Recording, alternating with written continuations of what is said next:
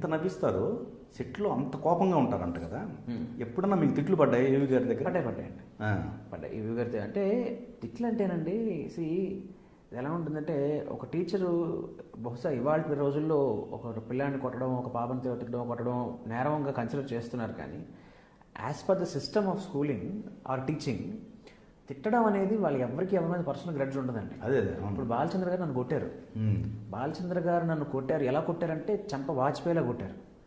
Okay. కానీ ఎందుకు కొట్టారు అంటే ఆ సిచ్యువేషన్ ఏంటి అంటే, వాస్తవానికి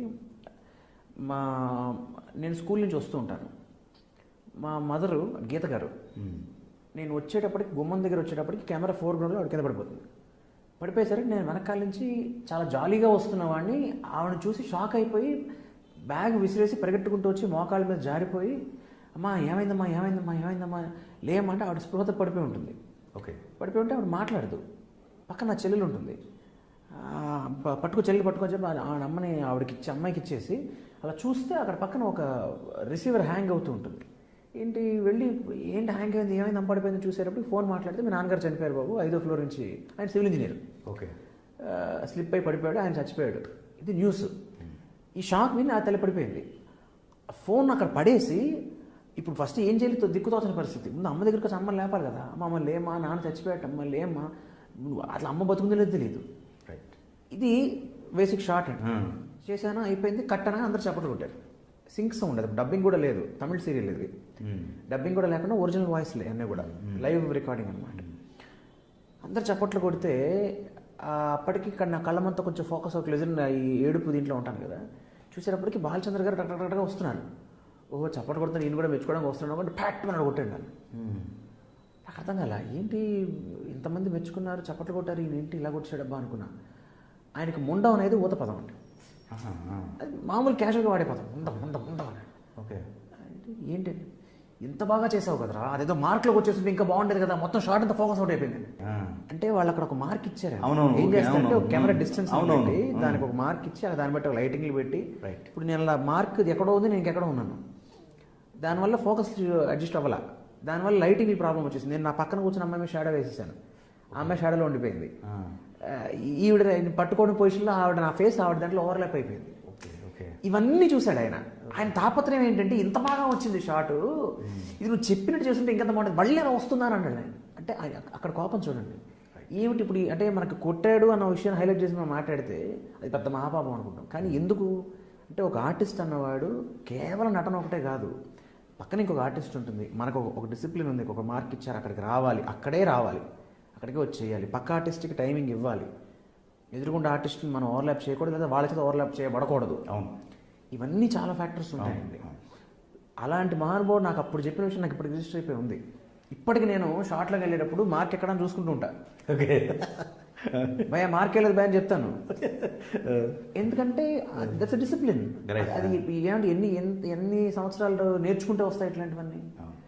అంటే ఆయన అంటే అక్కడ ఆ కోపం వెనకాలన్న కారణం అది. ఈవీవి గారు కూడా అండి ఎన్నో కామెడీ సినిమాలు చేసిన ఆయన సినిమాల వెనకాల అది అగాధమో జలనిధిలోన ఆణిముత్యం ఉన్నదిలే అన్నట్టు ఒక లోపల ఒక డీప్ ఎండ్ ఒక భారమైన విషాదం ఒకటి ఉంటుంది, ఒక ఎమోషన్ ఉంటుంది, ఒక సెంటిమెంట్ ఉంటుంది.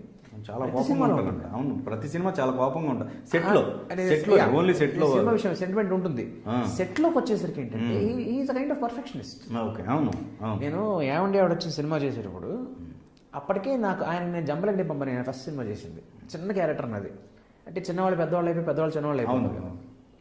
ఆయనప్పుడు ప్రిన్సిపల్ క్యారెక్టర్ ముద్ర డైలాగ్ నాకు ఇప్పటికి గుర్తుందండి. అది కళ్ళజోడు తీస్తూ, అవును నీకు ఇంత చిన్న వయసులో ఉద్యోగాలు ఇచ్చారంటాడు బాబుమోహన్ గారితో. నాది చిన్న వయసు ఏంటారు కుర్ర కుంక అంటే ఈ డైలాగ్ కూడా అండి కళ్ళజోడు తీసి చొక్కా ఆయన చెప్పేవాడు అట్లాగా. ఏం బాడీ లాంగ్వేజ్ కావాలి, లుక్ ఇలా ఉండి ఉద్యోగాలు ఆ లుక్ ఇక్కడ ఇవ్వాలి అంటే ఇదేంటి మామూలుగా ఒక ముసలాళ్ళు జనరల్గా ఒక 60-70 దాటిన వాళ్ళు ఏంటంటే చాలా స్లోగా మాట్లాడతారు. వాళ్ళు బాడీ లాంగ్వేజెస్ చాలా నిదానంగా ఉంటాయి. అది ఎంతే కావాలనేవాడు చెప్పేసి ఇలా అనుకుని ఎవరిచ్చారు హెడ్ నాడింగ్ కావాలనేవాడు. ఇవన్నీ అండి they come when the director feels himself in to the character. అందుకే వాళ్ళు అంత గొప్ప డైరెక్టర్. అంత పర్ఫెక్షన్ కావాలనుకునే భాగంలో తిట్టడాలు నన్ను కాదండి. ఒక షార్ట్ అప్పుడు ఏమండి ఎవడు వచ్చిన సినిమా అప్పుడైతే రంభక్కను వాణిశ్రీ గారు అనుకుంటా చేస్తున్నారు. నాది అయిపోయింది. మధ్యాహ్నం నా సీన్ చేశారు తోటలో. హరీష్ గారికి ఏవో సలహాలు చెప్తాను నేను. ఓకే. ఆ సీన్ అయిపోయిన తర్వాత మధ్యాహ్నం షిఫ్టింగ్, తర్వాత నాకు షూటింగ్ లేదు. ఆ రోజు మానేశ్వరి గారి రంభ గారిని సీనియర్ చేస్తున్నారు. ఈవిడ రంభ ఉయ్యాల మీద కూర్చొని డైలాగ్ చెప్పాలి. 5 టేక్లు అయింది, 5 టేక్లు అయింది. ఆవిడ అప్పుడు ఐ థింక్ సెకండ్ ఫిల్మ్ అనుకుంటా, ఆ ఒకటి తర్వాత ఆవిడ ఈ సినిమా అనుకుంటా. ఆవిడ కొత్త అమ్మాయి అప్పటికి. సో ఈయనేంటి, ఇది పర్ఫెక్షనిస్ట్ కదా, ఈయన అరిచేసి రే నువ్వు చూపించరా అన్నాడు. నేను వెళ్ళి అదే డైలాగ్, ఆ డైలాగ్ కూర్చున్నావు, అదే ఉయ్యాల మీద ఊగుతూ చెప్పాను అనమాట. చూసావా ఇలా చేయాలన్నాడు. అంటే వాస్తవానికంటే పాపం ఎంత కాదన్నా కొత్త పిల్లైన ఆడపిల్లలకి ఆ ఏజ్లో కొంచెం ఇబ్బందిగా అనిపిస్తుంది. కానీ ఆవిడ అట్లా రియాక్ట్ అవ్వలేదు, ఆవిడ తప్పుగా తీసుకోవాలి. అంటే ఒకటి ఆదిత్య అంటే వాడు నా తమ్ముడు అంటూ వాడని ఆవిడ ఫీల్ అవ్వడం ఒక ఎత్తు. కానీ అక్కడ ఏంటంటే ఆయన కోపం కాదండి, ఆయనకి ఏంటంటే ఏదో ఒక రకంగా ఎలాగోలా రావాలి, ఆర్టిస్టులు చేయాలి, అది వాళ్ళకి ఒక ఎక్స్పెక్టేషన్ ఉంటుందండి. రైట్. ఆ ఎక్స్పెక్టేషన్ మీట్ అవ్వకపోతే కోపం వస్తుంది. ఓకే. ఇప్పుడు తేజ గారు ఉన్నారండి. తేజ గారు చాలా మంది తేజ గారు కొడతారు, ఆయనకి సరదానండి. ప్రతి అంతగా సరదా కూడా రోజు ఎవరో ఇంటి గురించి కొడతారు కదా. అది కాదు కదా. బేసిక్ ఐడియా ఏంటంటే దే ఆర్ పర్ఫెక్షనిస్ట్స్. మసూదన్ రావు గారి చేత నేను బండ బూతులు తిన్నాను. నేను మసూదన్ రావు గారి సినిమా వస్తే ఇంట్లో మేము తాతగారి సినిమానే మాట్లాడతామండి. వి మసూదన్ రావు గారి సినిమా అని చెప్పుకోం. అందుకే అదొక అలవాటు అయిపోయింది. ఓకే. తాతగారు ఆయనకి ఎలా అంటే పొద్దున్నే ప్రతిరోజు వెళ్ళంగానే ఆయన ముద్దు పెట్టాలి. ఆయన ముద్దు పెట్టి ఫస్ట్ షాట్ కాళ్ళకి దండం పెట్టాలి. ఇది ఆయన చెప్పలేదు, కేఎస్ ప్రకాష్ గారు చెప్పారు. అంటే రాఘవేంద్ర గారి బ్రదర్. నాకు ఈయన ప్రకాష్ గారు అంటే కొంచెం భారీ మనిషి. ఆయన తొడలు ఇంత మనిషి ఇలా ఉండేవాడు దట్టంగా. ఆయన ఒక తొడ మీద సరిపోయాడు. నేను ఇలా కాళ్ళలో ఊపి టింగ తీస్తున్నప్పటి కింద పడిపోయాడు. ఆయన ఫ్లైట్లో వెళ్ళేటప్పుడు అప్పట్లో ఏంటంటే చాక్లెట్స్ ఇచ్చేవాళ్ళు అండి. ఆ ట్రేలోంచి ఆయన పెద్ద పెద్ద చేతులు ఆ ట్రేలో ఇవ్వగానే థ్యాంక్ యూ అని చెప్పి ఇలా పెట్టి తీసేవాడు. నాకేమో అంకుల్ బాగా ఏం పర్లేదురా, నీకు అయితే నేను తింటాను చాక్లెట్, నీకేమో చెప్పి తీసుకొని ఇచ్చేవాడు. అంత సరదాగా ఉండేవాడు. కానీ మళ్ళీ వర్క్ విషయానికి వచ్చేసరికి మసూదన్ రావు గారి గురించి చెప్పేటప్పుడు ఆయన ఎట్లాంటి వాడు, శోభన్ బాబు గారు, నాగేశ్వరరావు గారు, రామారావు గారు లాంటి వాళ్ళందరూ భయపడేవాళ్ళు ఆయన చూస్తే. మసూదన్ రావు గారిని చూస్తే నువ్వేం చూస్తున్నారో ఆయన కోపం అనేవాడు నన్ను. సో ఒకనొక రోజు ఊటీలో షూటింగ్ చేస్తున్నాం. లవ్ కుష్ హిందీ సినిమా, మసూదన్ రావు గారి డైరెక్షన్. అప్పటికే ఒక 25 days అయిపోయింది. మాకు ప్రాక్టీస్ ఎలా ఉండేదంటే పొద్దున్న 3 o'clock లేస్తే 3 to 4:30, 3:30కి 3:15, 3:30 రెడీ అయిపోవాలి. 3:30 to 4:30, 4:45 మేకప్, 4:45 to 5 లోపు డ్రెస్ అయిపోవాలి. 5 o'clock వస్తే 72 ఏళ్ళు అప్పటికే పైమాటే. అంత మనిషి 5 o'clock రెడీగా ఉండేవాడండి. డ్రెస్ వేసుకుని వైట్ వేసి కూర్చునేవాడు. ఎందుకంటే 5 to 5:30 మాకు డైలాగ్ ప్రాక్టీస్ ఉండేది వితౌట్ బ్రీతింగ్. ఊటీ కదా, సో చలి. మాకు 6 o'clock ఫస్ట్ షాట్ పడిపోవాలి. 6కి ఫస్ట్ షాట్ పడితే సాయంత్రం 4 o'clock ప్యాకప్.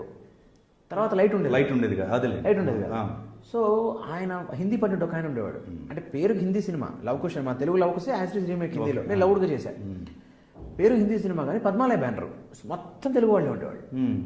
ఈ హిందీ పండిట్ మాత్రం ఒక ఆయన ఉండేవాడు.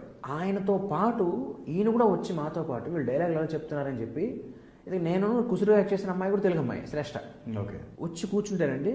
మేము ముక్కు ఊపిరి పీల్చకుండా డైలాగులు అప్పచెప్పాలి. అంటే ఆ డైలాగ్ మాకు ముందు రోజు ఇచ్చేవాళ్ళు. మేము ప్రాక్టీస్ చేసేసుకుని ఆ డైలాగ్స్ అన్ని ఊపిరి పీల్చకుండా బెగబట్టి అప్పచెప్పాలన్నమాట. లేకపోతే ముక్కు నుంచి పోగొచ్చేస్తుంటుంది. ఇది ఒక ప్రాక్టీస్ అండి, ఎప్పటికీ 20 రోజులు నడుస్తుంది. నేను చెప్పేది December 95, 94, 95 అనుకుంటా. సరే ఆ రోజు న్యూ ఇయర్ పార్టీ వచ్చింది. న్యూ ఇయర్ రోజు వచ్చేటప్పటికి సాయంత్రం మామూలుగా 4 షూటింగ్ అయిపోయింది. December 31st 4 షూటింగ్ అయిపోయింది. రాత్రికి న్యూ ఇయర్ అయినప్పటికీ ఎలా ఉంటుంది, 10 ఏళ్ళ పిల్లాడికి హ్యాపీ న్యూ ఇయర్ ఆడవాలి ఎంత ఉంటుంది కదా. సరే న్యూ ఇయర్ అయిపోయింది. తర్వాత మళ్ళీ 12:30 కిందకు వచ్చి మా అన్నయ్యకి ఫోన్ చేసి అన్నయ్యతో నాన్నతో మాట్లాడి వెళ్ళి పడుకునేటప్పటికి 1:30, 1:30 అయిపోయింది. పొద్దున్న లేచేటప్పటికి 6 అయిపోయింది. 6కి లేచి 9 o'clock లొకేషన్కి వెళ్ళి అందరు తెలుగు వాళ్ళేగా అంకుల్ హ్యాపీ న్యూ ఇయర్. మామూలుగానే గుడ్ మార్నింగ్ చెప్పడం అలవాటు నాకు. గుడ్ మార్నింగ్ చెప్పడం ఎవరికి యూనిట్లో ఎప్పటికి కూడా ఏంటంటే లొకేషన్లో ఎక్కడైనా సరే ముందు అందరికీ విష్ చేస్తాను. Good morning uncle, good morning uncle, బాబాయ్ గుడ్ మార్నింగ్ బాబాయ్, బాబాయ్ గుడ్ మార్నింగ్ బాబాయ్ అని చెప్పి Prakash uncle, KS Prakash uncle వస్తారు. అంకుల్ గుడ్ మార్నింగ్ అంటున్నాడు ఆయన. Uncle good morning uncle, happy new year uncle అంటున్నాడు. నాకు ఈయన ఎందుకు అబ్బాయి ఇలా అంటున్నాడు ఇప్పుడు ఇలా అంటే, ఈ మామూలుగా ఆట పట్టిస్తుండేవాడు నేను. ఏం చేస్తాను మళ్ళీ ఏడిపిస్తున్నారు ఏంటి అంకుల్ అని దగ్గరికి వెళ్తే చూసి అంటున్నాడు. అనేప్పటికీ అలా చూస్తే అక్కడ చూసి దూరంగా ఆయన మసూదన్ రావు కూర్చున్నారు. నాకు నేను గమనించలే ఆయన ఎందుకు ఇలా అంటున్నాడు. చూసి తాతగారు హాయ్, తాతగారు హ్యాపీ న్యూ ఇయర్ అని అరుస్తున్నాను ఇక్కడి నుంచి నేను. అనేటప్పటికీ అక్కడి నుంచి ఒక పెద్ద అరుపు, మొత్తం సెట్ అంతా వినబడేలాగా ఒక అరుపు. అలా అవాక్కైపోయాను అంతే నేను. ఓకే. అంటే మీరు యాజ్ సచ్గా దీన్ని ఒక పదంగానో లేక ఇదిగానో చూస్తేనండి అది మనకు చాలా తప్పు అనిపించచ్చండి. రైట్. ఇప్పుడు దీని వెనకాల బ్యాక్గ్రౌండ్ ఏంటి, 40-50 మంది ఓకే. పెద్దవాళ్ళతో సహా ఒక పని మీద వచ్చాం ఇక్కడికి. మనం ఒక డిసిప్లిన్తో వచ్చాం. ప్రాణ్ గారు మీకు తెలిసే ఉంటుంటారు, అప్పటికే ఆయన మహానటుడు. ప్రాణ్ గారు వాల్మీకి, రైట్. జయప్రద గారు సీత, ఓకే. జితేంద్ర గారు రాముడు, దారాసింగ్ గారు హనుమంతుడు. ఓకే. వీళ్ళందరూ ఆర్టిస్టులు. వీళ్ళందరూ పొద్దున వచ్చి 6ంటికి వచ్చి కూర్చుని లొకేషన్లో కూర్చుంటే నువ్వు లార్డ్ లాగా 9ంటికి వస్తావా? ఓకే. ఎంత తప్పండి అది. కానీ ఏజ్ ఉందిగా, ఏజ్ కాదు మరి చెప్పాలిగా, ముందర లేట్ అవుతారు ఇన్ఫార్మ్ చేయాలి. చెన్నై అయితే ఒకటేనండి, ఆయన దృష్టి ఒకటే, నువ్వు ఒక నటుడు. అదేలేండి, అదే ఓకే. అంటే నేను చెప్పొచ్చింది ఏంటంటే ఇక్కడ కోపాలు అనేవండి ఎలా ఉంటాయంటే ఎంత అరిచినా ఎంత చేసినా ఎలా ఉన్నా కూడా they are completely work minded. వాళ్ళకి ఏమండి నిజంగా ఒక మనిషిని మనం తిట్టాలంటే మనం ఓన్ చేసుకునే ఎట్లే